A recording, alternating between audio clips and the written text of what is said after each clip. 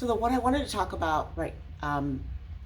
this video was whether you should pay workers as independent contractors, employees. Now, technically, that's a legal question, and you don't really have a choice. If they're an employee, and you tell them when to show up, what to do, how to perform the activity that they do for work, then you have to pay them as W-2 employee. If they're an independent contractor, that means that they can supply services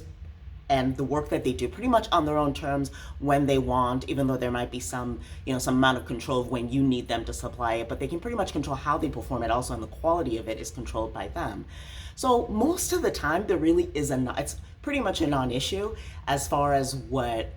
you're allowed to do. You kind of don't want to get in trouble paying employees as 1099 contractors, because then you might get stuck with having to pay the payroll taxes later on once the IRS finds this out. So if you did that with one employee and you pay them as a 1099 contractor because there was an agreement between you and that employee that was what was optimal, that may not be a big deal. But if you did that for a lot of employees that should not have been categorized as 1099 contractors, then that could become a really big problem and a complete hurdle for you, because later on you're going to face the tax consequences of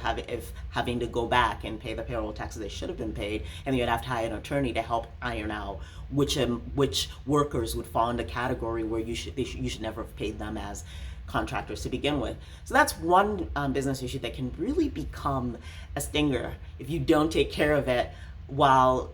you're toward the middle of the year, during the year while you're conducting your business. If you accidentally do something different than you should have done, if it doesn't come and bite you that tax year, maybe the next tax year, they can go back a number of years regarding an issue like that. So, that's one business issue that I thought to touch upon, to make sure that you consult your attorneys and you really make sure that you're paying workers in the category that they should be paid in, so that it doesn't become a pain in the neck in a future time. Thank you.